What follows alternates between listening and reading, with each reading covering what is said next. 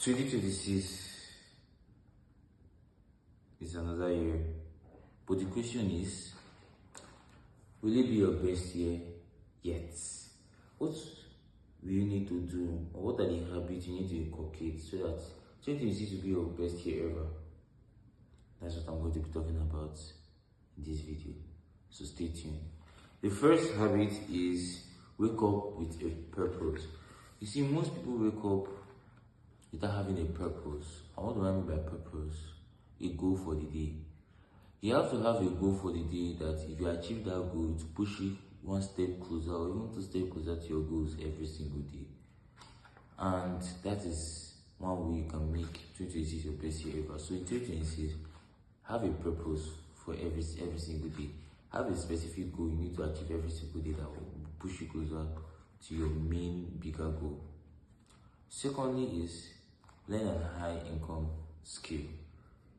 Now AI is booming. You can learn AI automations. That is one high income skill. Or you learn sales.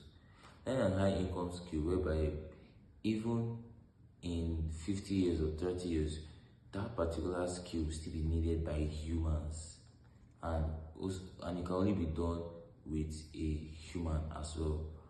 This is, for example, sales. Sales is one of the best high income skills because AI can't replace sales. It can replace sales though, but we still need salesperson because AI doesn't understand emotions, and there's emotion, human feeling when it comes to selling something to another human. So AI doesn't understand that.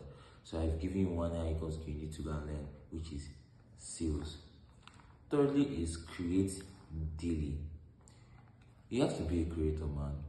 What I mean by creator, you have to be inventing stuff. You have to be creating things. Like, it might not even be artwork, or it might not even be something big. You can create content. You can just have a vision and create daily something that fits your vision. Fourthly is track your work. If you just work without tracking it, you won't know if you're actually achieving what made you start the work in the first place.